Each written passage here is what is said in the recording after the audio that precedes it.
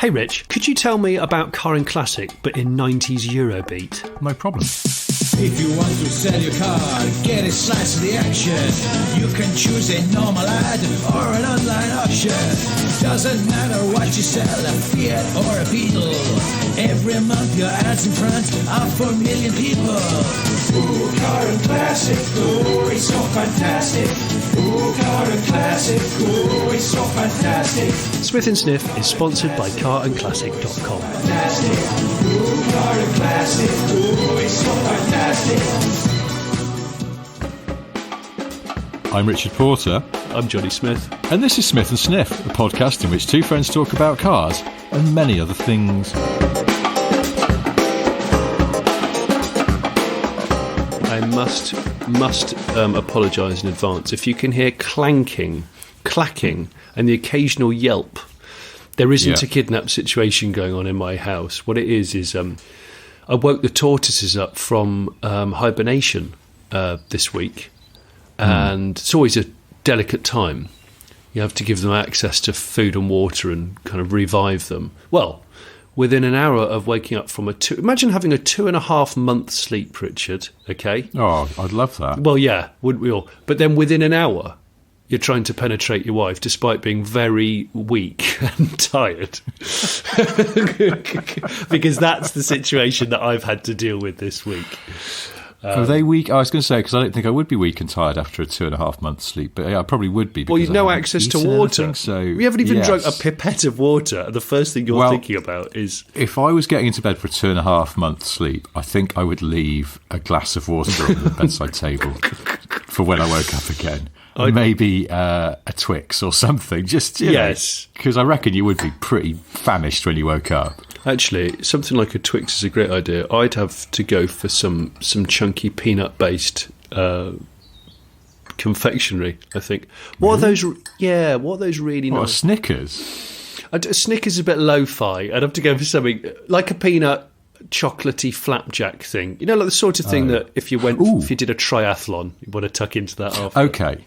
Well, one of those really dense and slightly too intense chocolatey protein bars that they seem to sell in petrol stations a lot these days. That stick to the roof of your mouth. Yeah. They're too much. They are too much. They're assuming you've done an hour and a half's worth of exercise. I know, but why do they sell them in petrol stations then? It's go, actually what you've been doing is sitting down for 2 hours. So here, have a house brick with the density of a black hole, but it's orange chocolate flavoured. It's a terrible idea because nobody's just exercised really when they come into motorway services.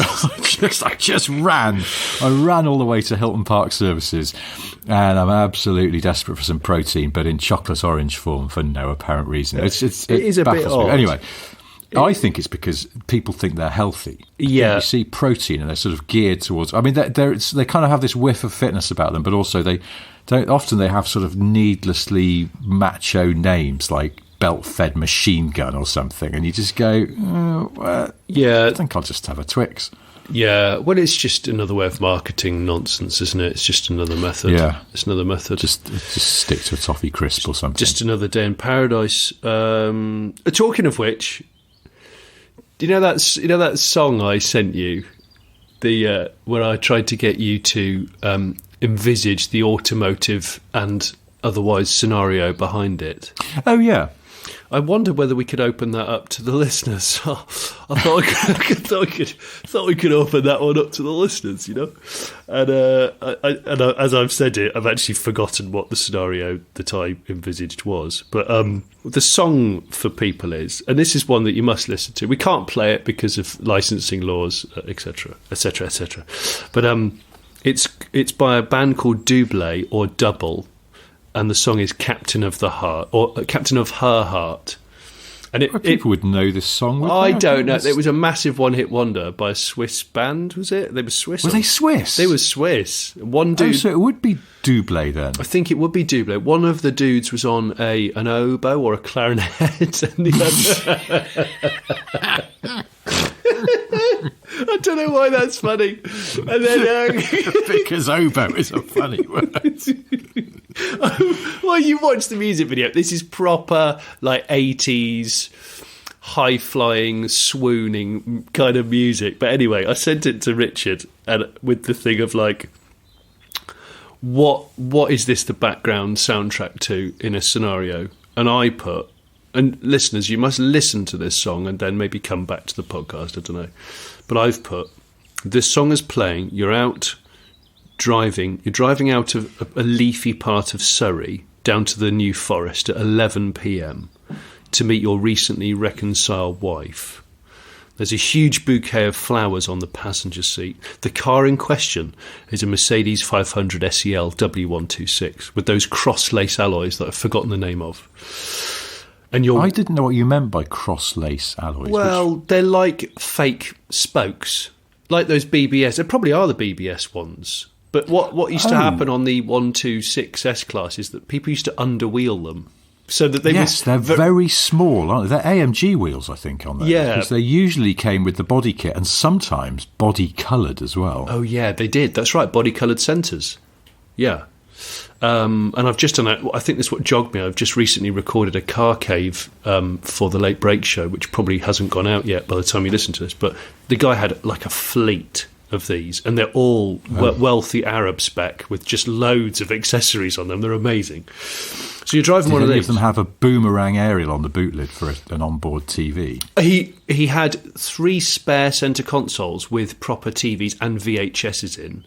They're all like 4 feet deep because it's a CRT telly. Oh, it's incredible. Honestly, the period infotainment just had me for hours just gazing at it.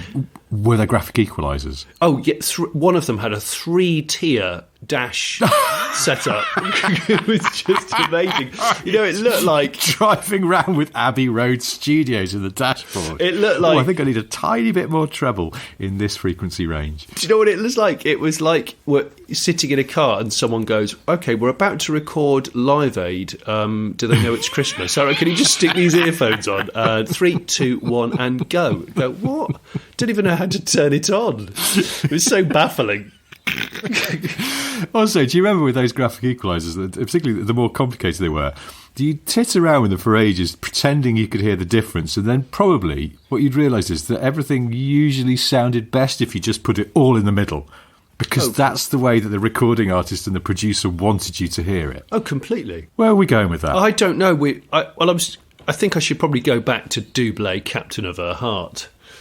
So cross-lace alloys on your 500 SEL. Driving at night from Surrey down to the New Forest to meet my recently reconciled wife. Huge bouquet of flowers on the seat. 500 SEL with the cross laces that look a little bit too small, but it's an exec car, remember. And the year is 1988, just so you know. Okay. I am smoking. I'm smoking a Camel cigarette, I think. Of course. But there are other Camel brands. would be a bit exotic in 1988, would it? I don't know. I think it would, because I travel a lot for work. So I've experienced someone introduced you to them in France. That's right. Someone offered me one, and I thought, well, I go over to France on Buzznuss every 3 You have Buzznuss Untrusts over there. I have Buzznuss Untrusts over there. So I'm going to go over there, say, every 3 to 4 weeks. I'll pick up a cheeky carton on the way through. Yeah. And of course, because also it's 1988, and I've got a reasonable amount of money because of the car. I'm wearing a very thin but loose leather jacket, akin to television stiff Nadell. So it's practically translucent. It's practically, yes. You can almost so thin. You can see the veins through it. Yeah, absolutely. It's a veiny leather jacket. That just sounds wrong. That's like me describing DJ Khaled. But so it's 1988. So I'm going to say that the leather jacket is will cinch in at the waist. Would that be right? It's elasticated, aggressively elasticated at the bottom. It's double elasticated. There's a double dip. But then you've got some very baggy chinos. Very baggy. It's really funny that you should say that, because I thought about the trouser and I thought to myself, actually, yes, it would be those double or even triple pleated fronted trousers, the sort of thing. I'm going early Pierce Brosnan, James Bond style trousers. Did Brosnan have very loose trousers in GoldenEye? I don't know how loose they were. Yeah, every time there was a running scene, he had a little pinky finger through from one of the belt loops. Just in case. In case he ran out of them. We've all been there. Yeah. James, we meet at last. By the way, I can see your ask. Oh no, I forgot to bring a belt. Yes, so they're fitted on the waist, but they're pillowy from the kind of thigh down. It just reminded me, I once went to a thing. Well, I think it was a concert. I went to a gig at Wembley Arena.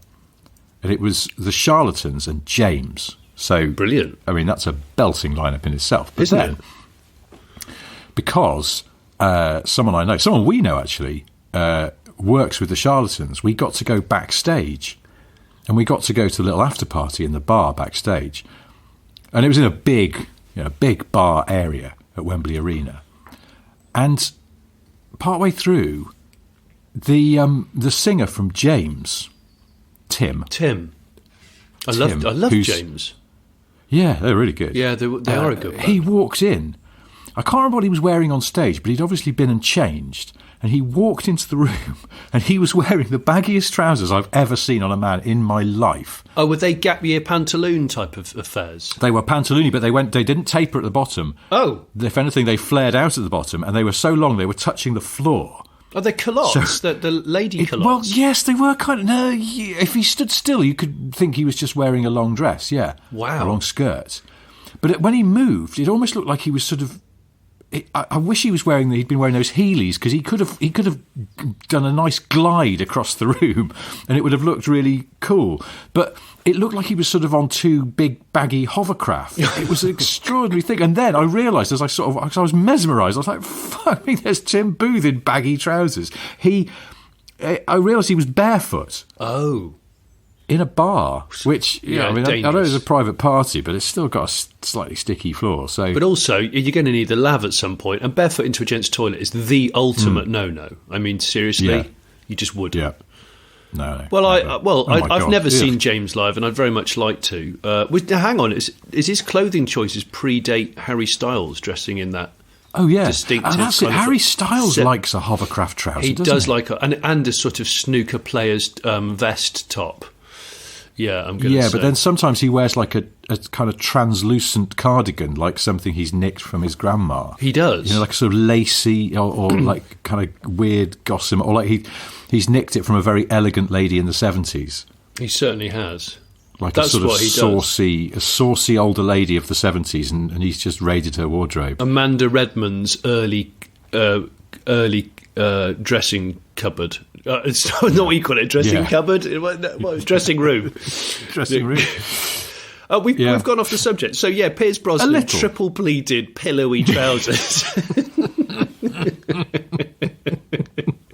And obviously it's an auto. So I'm a little bit late, and I don't want to be late because I've just spent the last 2 years, 3 years possibly, trying to patch it back together again with with Janice. It's a long-term project, yeah. Yeah. Let me ask you something. Yeah. Did you go and pick up your 500 SEL direct from the factory?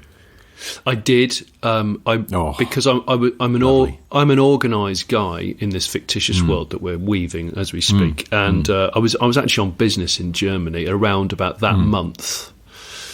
So I had it arranged that I could take a day off, and I went with a colleague, and we went and picked it up from the factory, and it was wonderful. Yeah, yeah, lovely. A mate of mine's dad used to do that. Do you know that's something? SELs. Did he? Oh, he's that guy. He's this guy. Well, except that he owned a construction company. That's okay. We can weave that in Cheshire. He didn't no real reason to drive across Surrey, and also he's still with his wife of many years. So, but apart from that, yeah, very similar guy. In fact, I could imagine him wearing in the day a very thin blouson style leather jacket. But yeah, he used to go. I think he had 2 or 3 SELs, 500s, and then when the 560 came out, he got a 560, and he would go to Germany and pick them up from Stuttgart, and he had, when you did properly expensive car, that. Oh yeah, properly expensive. But when you did that, you got German temporary plate, which was oval. I don't know if anyone else has seen this. But back in the 80s, Mercedes offered factory collection for their cars, and I think it was like about the same price as the old sort of, you know, plates and delivery surcharge that got stuck on cars anyway. So you just said, no, I'd like to go to Stuttgart and get my car, please. And then they sort of arranged it. I presume you had to book your own flights. I don't think Merck paid for that. But then you fetched up at the factory and your car was there waiting. They did a handover. I think you could have a tour of the factory. And it was on these oval German plates that would transit you till you got home, and then you got your UK plates from wherever you get from all good anyone, bookshops available. From yeah, all they good weren't bookshops. particularly strict about plates back in those days, were they? I think you could practically just write with marker pen on a bit of cardboard. But then my mate's dad, in his study downstairs in their house, he had his old German transit plates on the wall above his desk. Oh, that's cool. With some other sort of car-related stuff. Paraphernalia. He's a cool guy. It's funny because he's one of this is still one of my best friends, but who's not interested in cars at all. And I used to love going around there because his dad was really into cars, and we'd just chat cars. And my mate would be like, "Have you finished yet?" Do you still talk to him? Yeah. Oh, see, that's cool. That's cool. His dad had, when I first became friends with my mate, his dad had a 500 SEL, and his mum had a Mark 1 Golf GTI. Oh my gosh, that's what a pair! That's this couple from Doublé, Captain of Her Heart. They basically are. Yeah. They are the features of the song. Wow. Yeah. And then I think did he have tassely slip-ons that he would wear on a? If he was trying to dress up a bit. Done. Yeah, I could imagine he might have. Kind of a driving. I was asking. Yeah, like a driving loafer. Would you call it an 80s driving loafer? Yes. I mean, for a cross Europe dash in your new SEL. Oh, wow. 500 or 560, the Tasley loafer is going to pay dividends in the long run. I've never heard of anybody describing a tasseled loafer that paid dividends. Just trying to say things that have never been said before in history. But yeah, then I think the Mark 1 Golf went, and his mum got a 190E. Oh, nice. Which at the time, you know, they were fairly new then.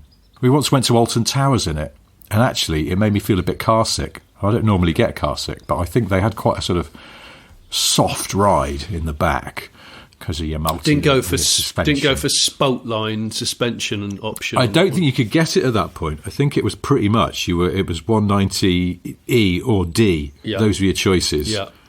And everything was an option. Baby Benz, yeah. I have to say, I mean, I know listeners, it's getting a bit. Benz sounds like some kind of rave. Baby Benz, some kind of rave artist. Baby Benz. Baby Benz. Baby Benz, I love you. Baby Benz, I want your face. They could do like a real sort of a needlessly ravey version of Captain of Her Heart. God, that'd be really good, actually. Because it's such a mellow song, but if you properly, what about like what about a liquid drum and bass version? I mean, that could actually that could work. That could really work. Anyway, listen. Look, guys. I was going to talk just briefly about that Honda Civic that I've borrowed because I know it's been out for a while, but I remember thinking it's quite nice looking, and obviously everyone's getting into big froth about the Type R, and I was like, yes, that's all very well and good, but I wonder what the normal Civic's like, because good Civics are great, and then not so good Civics are always a bit disappointing, but... and I haven't driven a Civic for ages. No. And then you said to me, oh, it's a nice car. So they're all hybrid as standard, aren't they? Yes, they are. Yeah, which... it's one of those cars that sort of makes being economical into a sport, because you suddenly go, I was driving it yesterday, and I was suddenly like, oh, the eco meter is on 49.3 miles per gallon. Ecometer. Like, would you call that an ecometer? An ecometer? Econometer. That's econometer. Econometer. Ecometer. Econometer. I don't. Is it even a word? Yeah. No, it's not. I'm pretty sure it's not. I think we've just made it. Anyway, the readout, the miles per gallon readout said it's like sort of 49.3 or something, and I was like, hang on a minute. I reckon if I just go. Imagine I'm wearing some soft-soled Tasley loafers. Take it a bit gentle. I can get that bastard over 50. Yeah. Which you can really easily because it's an economical car, but it's also it's a very nice car to drive, isn't it? It is. In its own sort of way. it's the handling is sort of deceptively good. Like you can really point it through corners, and it feels like there's a. I'm sure this is why the Type R is supposed to be really great, but it feels like there's a much more sort of sporty, dynamic car hiding in there somewhere. Well, you know what it is? It doesn't overwhelm you. It's exactly what you just said before. It's like it's a good Civic, but it's almost so well accomplished in lots of things, but we'll never shout about it, that most of the people that will buy it will not realise how good it is compared to a lot of its peers. So it's one of those Hondas where everybody in the team has just done the best they can do with the time and resources they've got, and gone, yeah. And when it was signed off, everyone's like, do you know what? That's one of the good ones. I'm cool with that. I think it's a splendid car because it feels quite premium. I think it's a high end. The interior quality is terrific. Yeah, it is. It feels like more high end than you'd expect if you said, I've just bought a new Civic. In your head, you go, yeah, it's not luxurious though, is it? But actually, in a world, but it's very Honda. It's very Honda. Because I was thinking about this, and I was thinking that, I know that Honda went through a period when I think they were sort of decontenting and trying to save money, and everything became a bit tinny. But I always associate Hondas with being sturdier feeling than, say, Toyotas. They have that sort of sense of precision and not too much more than you need in terms of sort of thickness of things, but everything is just assembled incredibly precisely, which Toyotas at their best also have. But Hondas just have a bit more weight to them somehow. I think, and this feels like that. It's got a sort of sturdiness to it. You go, I bet this will just keep working for ages, which is nice. I get off on that. The older I get, the more I just go, yeah, it's the longevity. Do you know what? Maybe, to bring it back, maybe it's deserving of the sort of Double Captain of the Heart test, where if you were to put that song on and sit in the car and go for a long drive, does it feel like everything's up together and it's got your back, this car?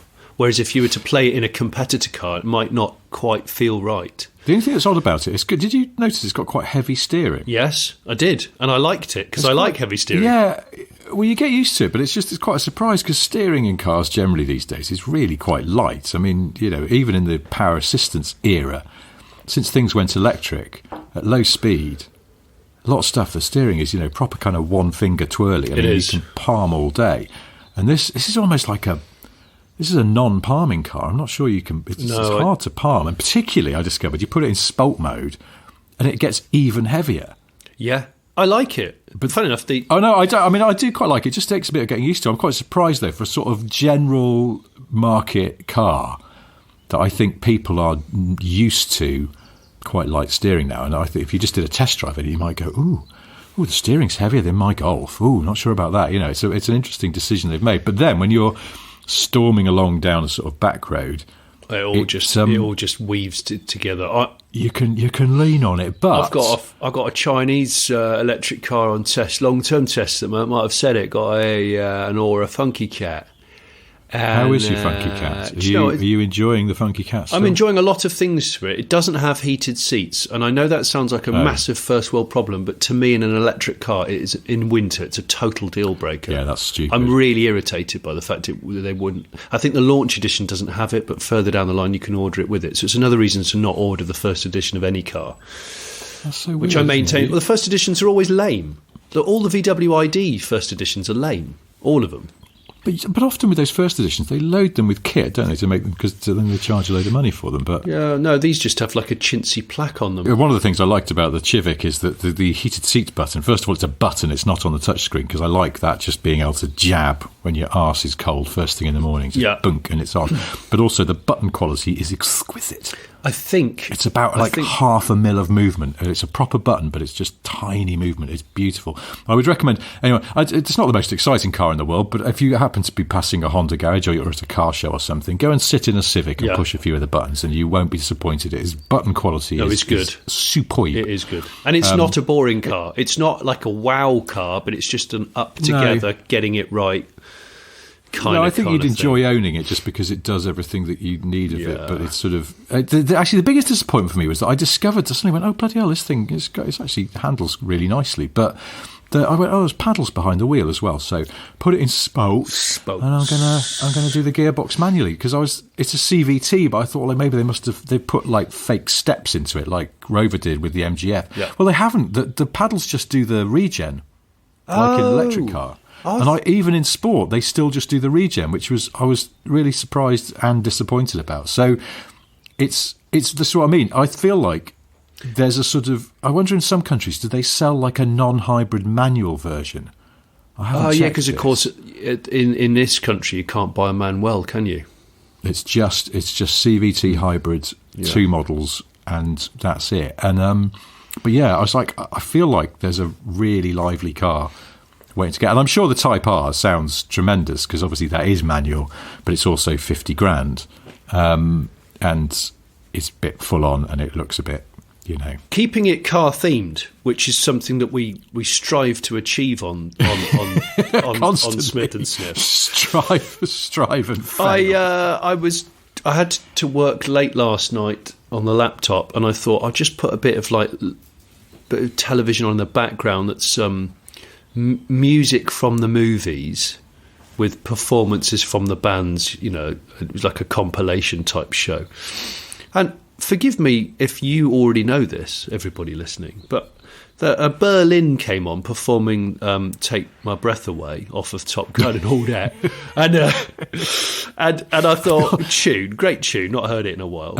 Now, what I didn't realise, craving for a Peugeot 405. Well, quite, but another car-based fact around that song, which I bet you know, Richard, but I didn't know this. Didn't realise that Giorgio Moroder was involved in that song. But also didn't know that the lyrics were written by the guy that repaired the faulty brakes on Giorgio Moroder's Ferrari. Did you know about this? It's a really odd situation. Go on. So the lead singer off of Berlin and all that, Terry Nunn, who just sounds like a guy down the pub who nicks. Like, Terry, tell. He does a little bit of lightweight thieving. He's go speak to Terry Nunn. He'll sort you out a graphic equaliser. All right, don't tell no one. All right. He's the one over there in the Lacoste shirt. Circle Trust. Yeah. Buy him a pint of London Pride. He does smell. Just get it done. Get out of the pub. So she ended up liaising with Giorgio Moroder. She was trying to get him to produce a song with Berlin, but I don't think it happened or something. But anyway, she did that. She decided to sing a song with him, and then he said, "Oh, I've been asked by Jerry Bruckheimer or someone to do a score for Top Gun." He'd already done Highway to the Danger Zone, I think, with what's that guy's name? Kenny Doggend.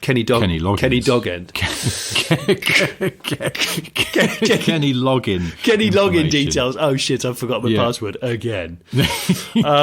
So Kenny Doggend, she'd done that. But anyway, so Giorgio Moroder was living in LA.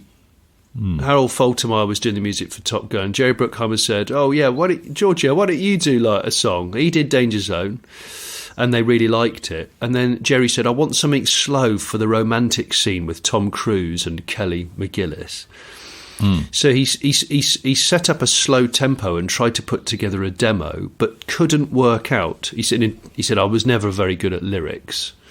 Tried to put something together, but he said his Ferrari was parked behind the studio on the days he was working on it, and it kept having a brake trouble. I think the brakes kept binding. So a guy, he called out the garage, and a guy... Take my brakes away. Take my brakes away. Take my brakes away. One day, a bloke called Tom Whitlock came by, and who was a mechanic who came to fix Giorgio Moroder's off a Ferrari. And he said, I'm reading this from the article I found it in. Oh, by the way, I'm also a lyricist. If you ever need some good words... What? Yeah, honestly. And he said, I mean, this must have been just cocaine-fueled 80s, but I was... Yes. Are you really either of these things, or are you just insanely overconfident from taking so much nose candy? That's right. Don't worry. I've had a load of Miami chalk. I reckon I can work the brakes on that. I've just done a Mercury Marauder around the corner. I'll be the same. I'm an actor. Yeah. No, I can fly. Did you say I can fly as well? Well, a plane. I mean, yeah, maybe I can fly just generally. I can fly unaided. Like a kestrel. Anyway, so yeah, he said, I'm a lyricist. If you ever need any words, So Yes, mate. If I ever need any lyrics, I'll definitely phone the man who mended the brakes on my car. Tom, I'll phone that's Tom. A good idea. But Giorgio gave him the demo tape that he was working on for what became Take My Breath Away. Take It Away, if you're from Yorkshire. Take it. Yeah. And he'd done that distinctive bass sound on the synth with some vibrato. And yeah, he wrote those lyrics and gave them to Giorgio, who immediately said to the lead singer of Berlin, "Can you sing these and just see what it's like?" Tell me none. And that is how it came together. So basically, brake failure on a Ferrari kindled the most recognisable Top Gun anthem there is. And I know that Giorgio Moroder has his own car backstory that we know of, and I know that the Peugeot 405 TV advert used the song. So there's just so much car trivia. I didn't realise it's drenched in car trivia. Plane-based that song is. I thought you were going to say that this involved it's Claudio Zampoli, who was the guy who did the Cesetta V16T with Giorgio Moroder. Yeah, because I think he was a mechanic originally. Like he ran an Italian supercar repair shop in LA. And that, I think, is how he met Giorgio Moroder. Oh, sugar, right, okay. He also... Giorgio just basically has really badly maintained sports cars in the 80s. Yeah. And was constantly... There's this quote for the lead singer from Berlin saying, "We went into Giorgio's vast studio complex in North Hollywood. He was doing 3, maybe 4 projects simultaneously with an assistant producer in every room. He would blow in and say, 'I don't like those horns, take them out. Let's do more later. Okay, bye. Shut the door. Run out. Go into the next room, and then do the same. Okay, this one sounds like it needs more harmony. Try that. I'll be back in a minute.'" Not even listening, just poking his head. Double track it. Boom, he's gone again. Yeah, he'd add horns and guitars, and then it would just suddenly all come alive and feel lush.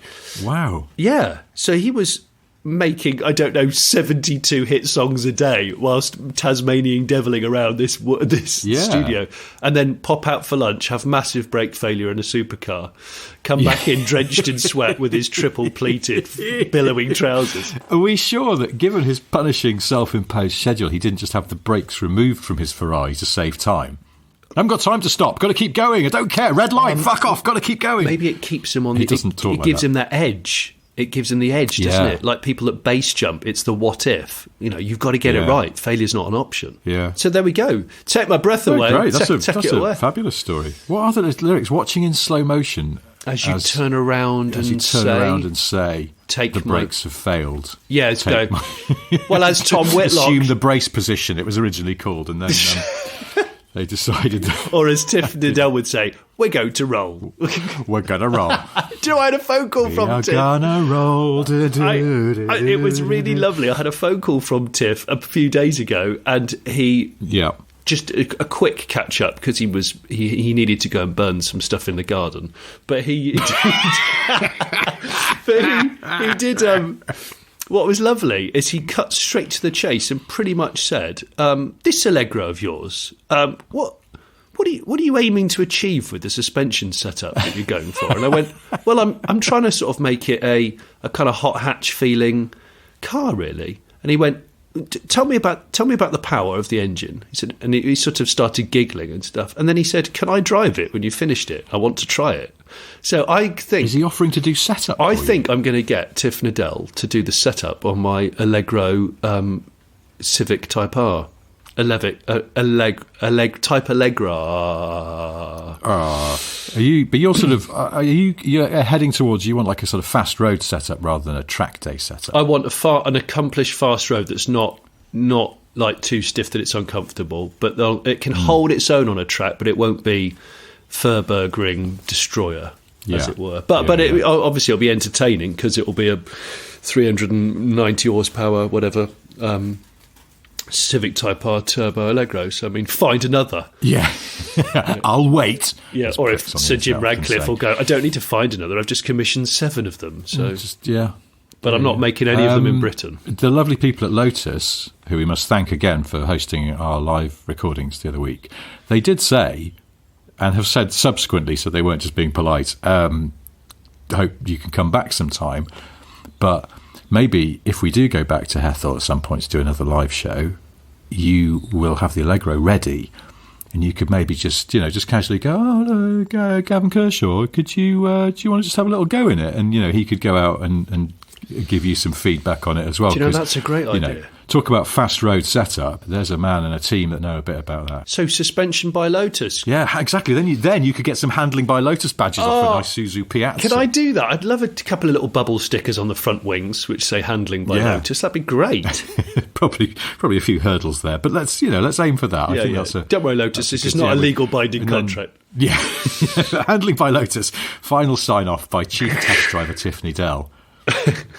and you could have a TIFF, signed off by TIFF with TIFF's signature. But if you look closely, the badge is printed on very, very thin leather. Oh, I'd love that. Imagine if it was on the dash, maybe handling by TIFF. Handling by Nadell. I would absolutely love that. That sounds like a logistics company, a hectic logistics company, with handling by Nadell. Constantly ringing you with more questions about it. He's got, hang on, why are you doing this? Where's this going? What do you do? What's it? He's got an Iveco van on Michelin Cup Sport 4s, yes. 14-inch wheels. He's constantly pulling the wheels off the 10J. hubs. Too much grip. Oh, I don't know what's wrong with it. Now, speaking of the Lotus live shows, when we were there, we were talking at some point about putting cruise control on in reverse. Oh, yeah. And we weren't sure if it was possible. Yeah. Now, we also always say that our listeners are the best people in the world and they know everything. Because they do. But I think one of our listeners has gone above and beyond because they didn't know whether cruise control would work in reverse. So they went out and tried it. No. This is Damien Fourie. Damien, I'm sorry, I hope I'm pronouncing your name correctly. Damien's in South Africa. He says, "Hi guys, luckily in South Africa we have the ability to go full dumbass on things. And in the interest of science, I've attached photos of the test strip." Now, it's a sort of unmade, straight, quite wide road out in the middle of nowhere. Beautiful blue sky. Looks lovely. Oh, gosh. What could possibly go wrong?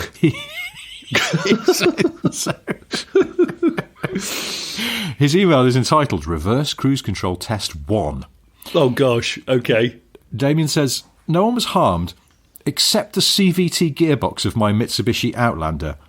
But we did make it 80 kilometres an hour before the gearbox shat itself and went into limp mode." No, he actually destroyed his gearbox trying out this... Well, we'll come to that in a minute because I asked him. He didn't confirm. He did say, sadly, cruise control doesn't work in reverse, no matter what the speed, or if it's in two-wheel drive, all-wheel drive, or 4x4 lock. What? He did 4x4 lock? Yeah, VMAX reverse challenge? Yeah, I know. Oh. I mean, but you can't fault his thoroughness. I mean, the man's a scientist here. Look, he's gone through all the options. He goes on to say, "I'm borrowing a Toyota Hilux Legend 45 Auto to test the theory again for you next week." Oh, gosh. Oh, gosh. Now, the word borrowing immediately intrigued me there. He said, "I was going to say, please keep me anonymous, but that would go tits up anyway. Glenn Packer, that's why I asked to borrow your car next week." Oh no. If I have someone brave enough to video the test, it will be included. Yours faithfully, Damien. Now, he says in his email auto signature that he's an analyst, so I think that he has genuinely brought some kind of analytical rigour to this. I did write back to Damien. I said, "Look, are you sure, A, that you want us to say your name? Because if you don't, that's fine. And is this because Mitsubishi's warranty claims department is listening to Smith & Smith?" Yes. Well, also, I wanted to know how frigged his gearbox was. So I wrote back and I said, "Did you honestly do this?" And he went, "Of course I tried it. In the interests of science. My last Mitsubishi Rodeo just got back on the road after 3 years. Managed half a lap of a dirt bike track before getting flat-bedded home." What? Damien's just constantly breaking Mitsubishis, really. Off the road for 3 years, and it was on road for half a lap of a track. And half a lap, oh, yeah. My gosh. The tabletop and full throttle got it, apparently. He said the Outlander, it did need an OBD reset yesterday. And today the CVT was a bit iffy with revs all over the place.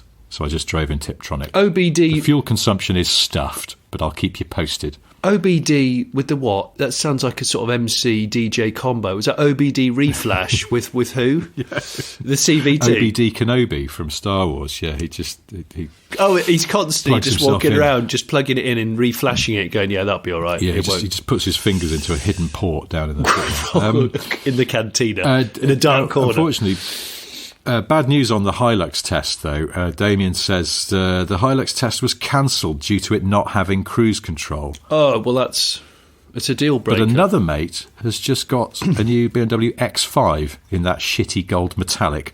So I'll be doing her a favour. Really? It's written off in reverse. Oh, gosh. He's on a path of destruction.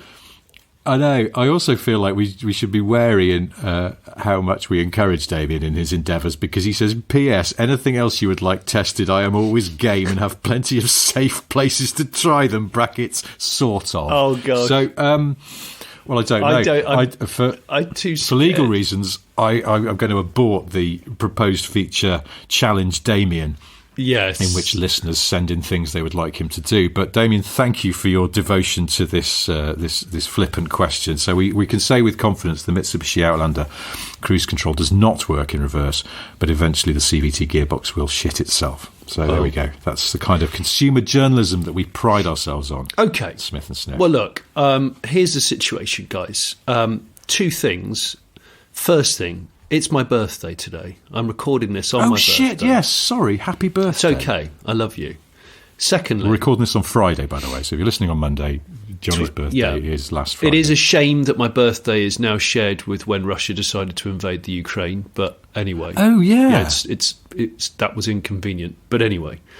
so I thought... Do you know something really weird? Sorry to interrupt, but I just realised... Vladimir Putin's a fuckwit? Is that something that's... Yeah, no, he's a big fan of this podcast, apparently. Okay. It's a bit annoying.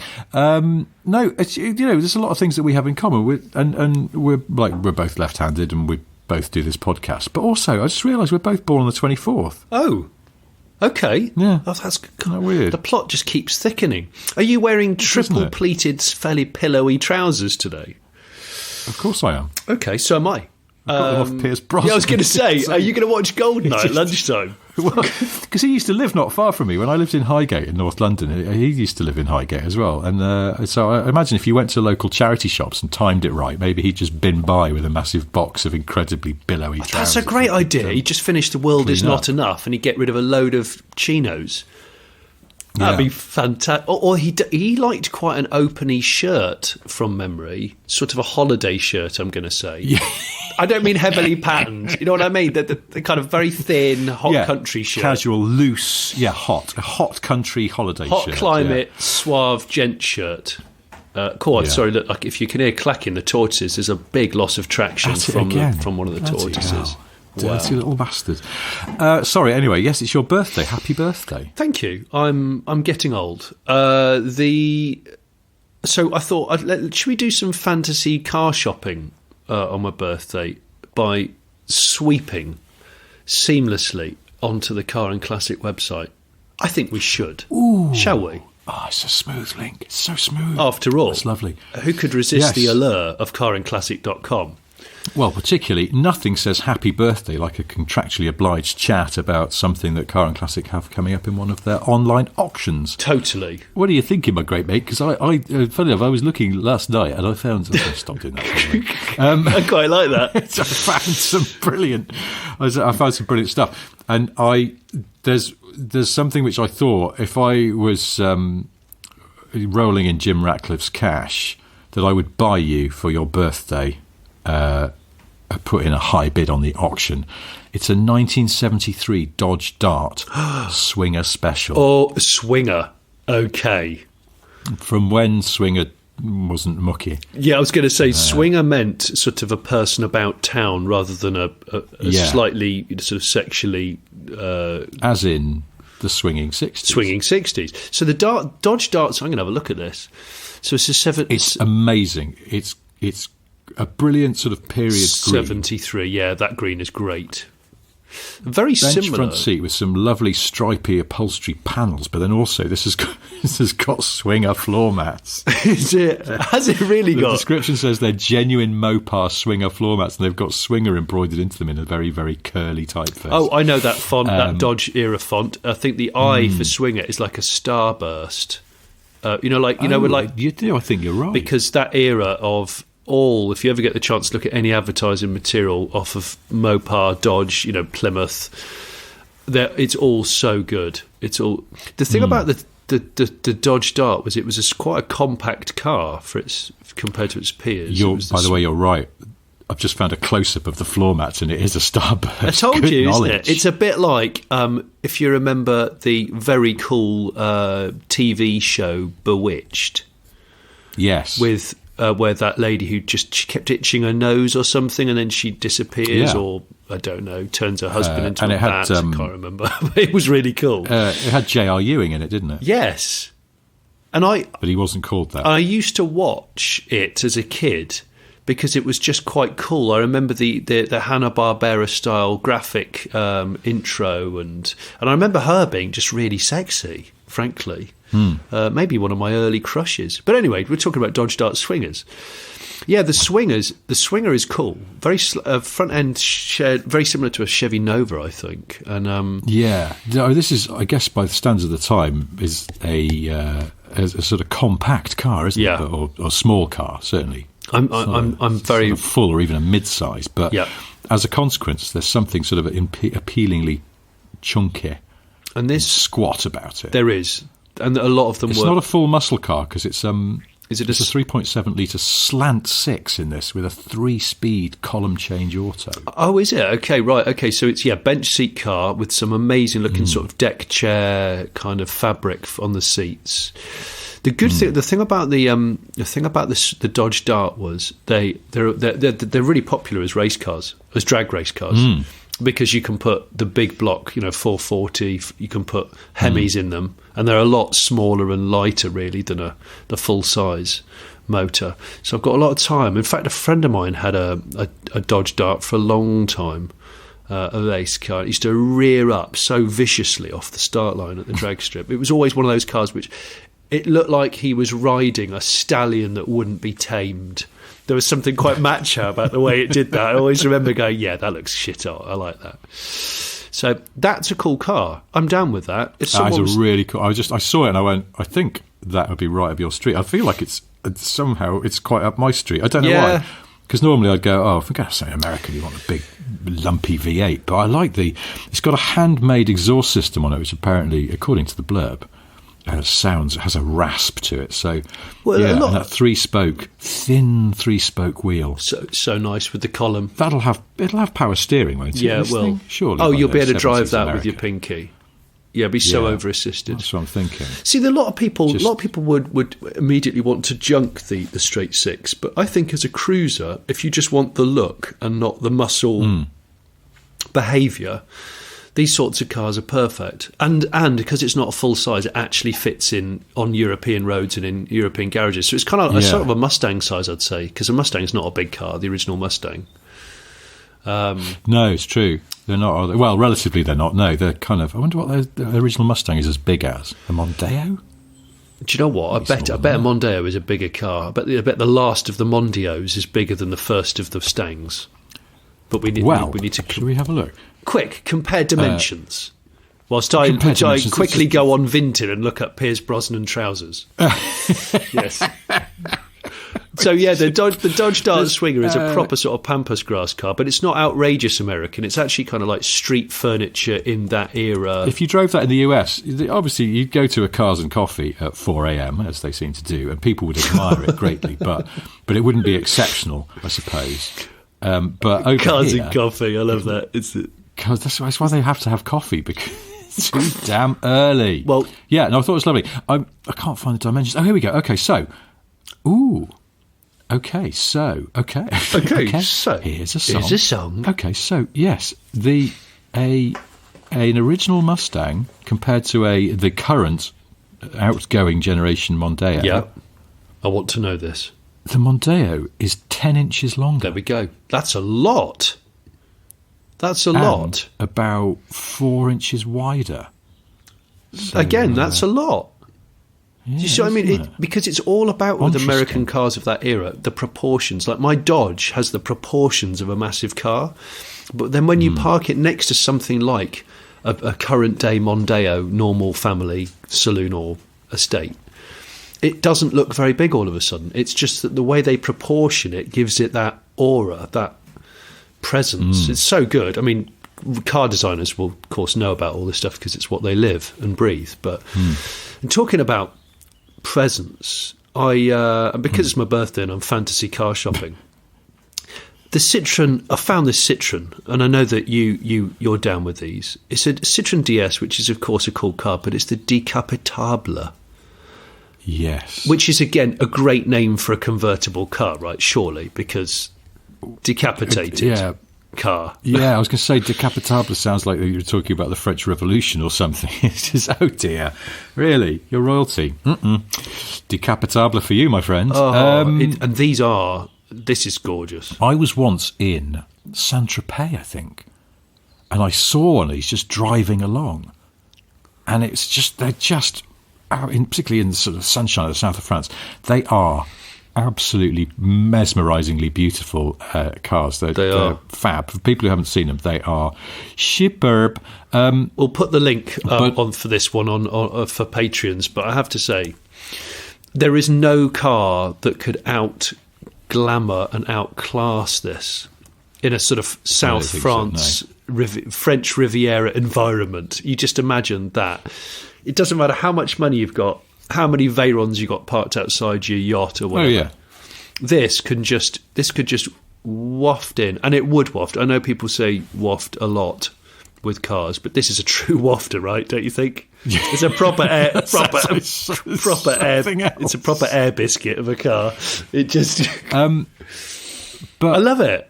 What a gorgeous thing. They are. Now, this is it's been restored. It sounds, they've done some proper work on it, including they've done some like the seals on the hood and things like that. But these go for big money now. They do. That's a 6-figure car, easy, isn't it? That's got to be. I think it's, well, I've seen them £250,000, I think. I might be wrong. I feel like they're definitely 6 figures. And for one that's minty.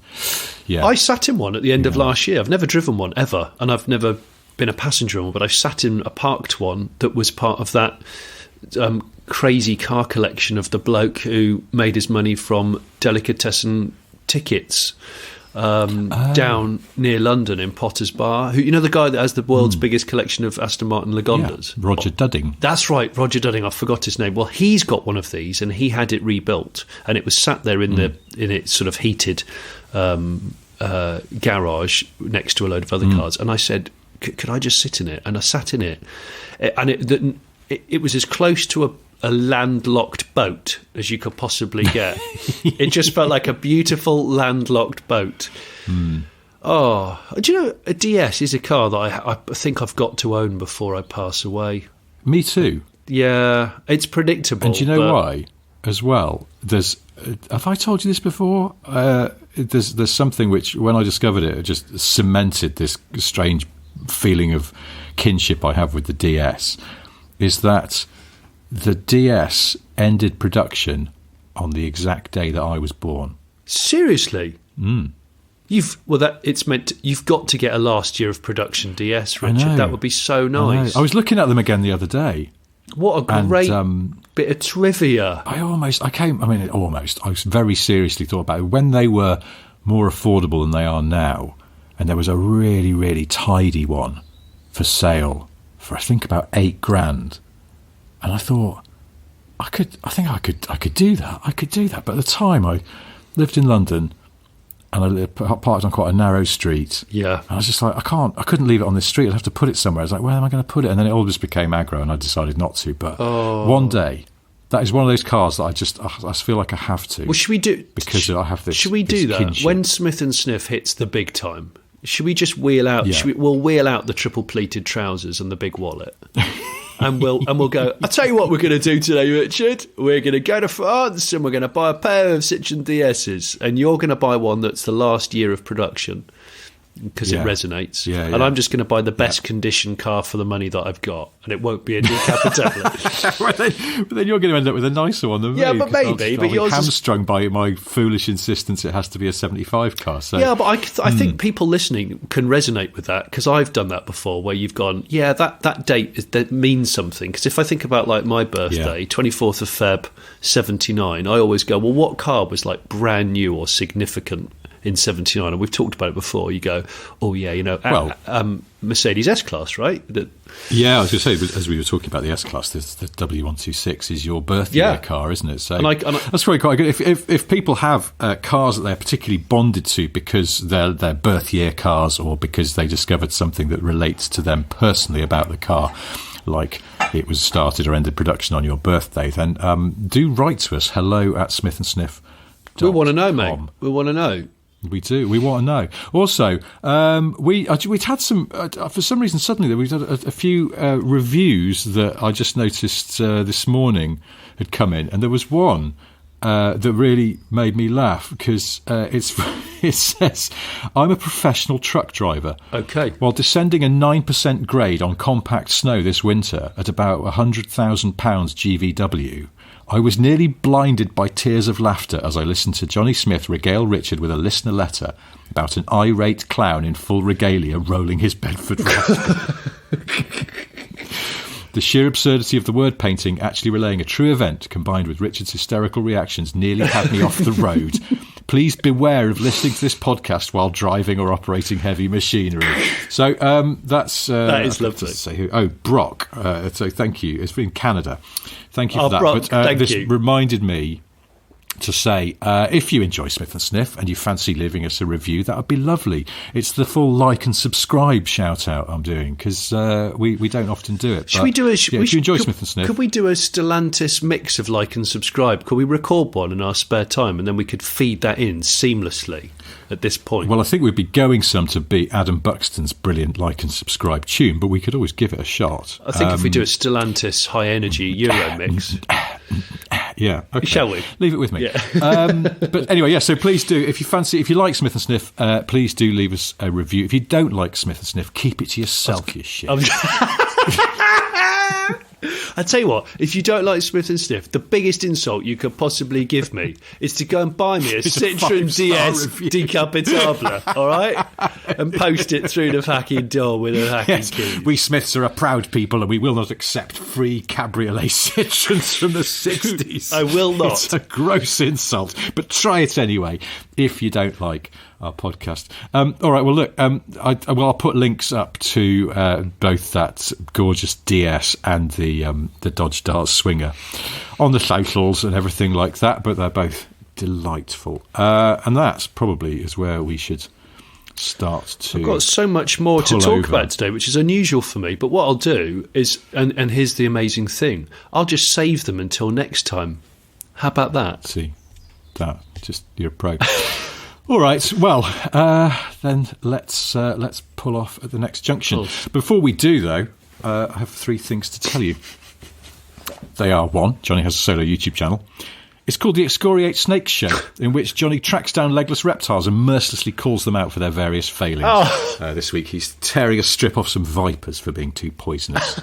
If that's not to your taste, then there's always the Late Break Show, lots of excellent videos on there. Barn Find Month is going great guns, isn't it? I was watching your Granada rescue. Oh, the Barn Find Fab. Yeah. That's really interesting. They didn't. Black was a special order colour. Oh, this is the Cortina Mark III. Oh, sorry, Cortina. What am I talking about? Yes, I was confused because there's the 2000E and all that. Yeah. 2000E, I just decided to make a BFF for Barn Find February month. And yeah, and what's great is the more videos I put out, the more inquiries we get in going, I've just had a guy saying, my father-in-law-to-be, he's had a Bristol in the garage since the late 70s. He thinks he'll let you come and have a look. Would you be interested? I'm like, what, a Bristol? A Barn Find Bristol? Of bloody course I'm interested.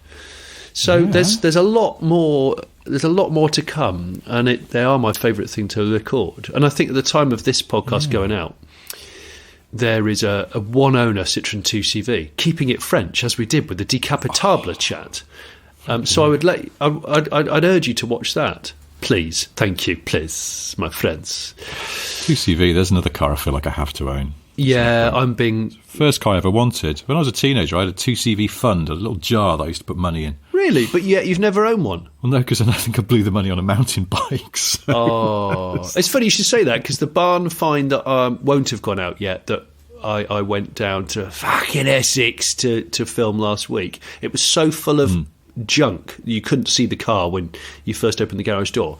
Well, the reason why I'm telling you this is because it was covered in late 80s, early 90s mountain bike frames. Yeah. Wow. I can't remember the last time I saw so many muddy foxes. Loads. I was going to say with a muddy, I presume if it was that era, there'd be a lot of muddy foxes. Loads of paint splatter finish frame muddy foxes. You know the ones I mean. Crackle finish and paint splatter. Yes. Yeah. Of its time. I used to love all that stuff. Although actually I blew my 2CV fund on a Saracen. Did you? I think they've gone out of business. No, they haven't. No, Saracens still exist. Have they not? No, Saracens still exist. Gosh, that's interesting. I thought they'd gone. No, they're back. And if they're listening to this, they're going to go, right, Richard, I think you need to road test the new Saracen. I don't know what it'd be called. Yeah. I hope they haven't still got mine. Had a U-brake at the base of the seat post, instead of up at the normal place. I don't know why. Oh, yeah. They claimed it was more efficient, but it just got covered in crud. Anyway, we could chat about old mountain bikes all day, but the second thing I've got to tell you is not about old mountain bikes. It's that I have various books out. One of them is called Boring Car Trivia 3. It is, as the name suggests, the third in the Boring Car Trivia trilogy. And it's just full of arcane facts about cars, available from Amazon as an ebook or a paperback. It's a good book. And the third thing I've got to tell you is that Napoleon wasn't short. Oh. Well, I mean, he was by modern standards, but, it's popularly perceived that he was a little man even in his day, but he wasn't. They reckon he was about 5'7", which at the time was taller than average in France. Oh, gosh, okay. So he's short, not short wheelbase, short leg base. Anyway. There you go. What did he drive? That's that for this. What did he drive? I don't know. I mean, he'd probably love a DS Decapitable because he could stand up in the back and bark at his troops. I was just going to say it'd be he? perfect. Wouldn't it? Absolutely perfect. That's a good Napoleonic car in a strange sort of way. If only the history timelines aligned, which they don't. All right. Well, that's all for now. But thank you ever so much for listening. Happy birthday to Johnny. Belated if you're listening to this now, because it's lovely of you. Thank you ever so much. I much appreciate it. And we will do this all again next week. Until then, goodbye. Bye now.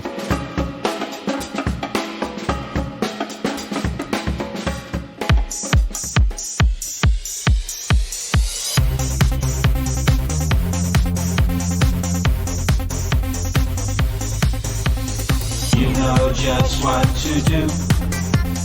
Like and subscribe and review. You know just what to do. Like and subscribe and review. You know just what to do. Like and subscribe and review. You know just what to do. Like and subscribe and review. You know just what to do. Like and subscribe and review. You know just what to do.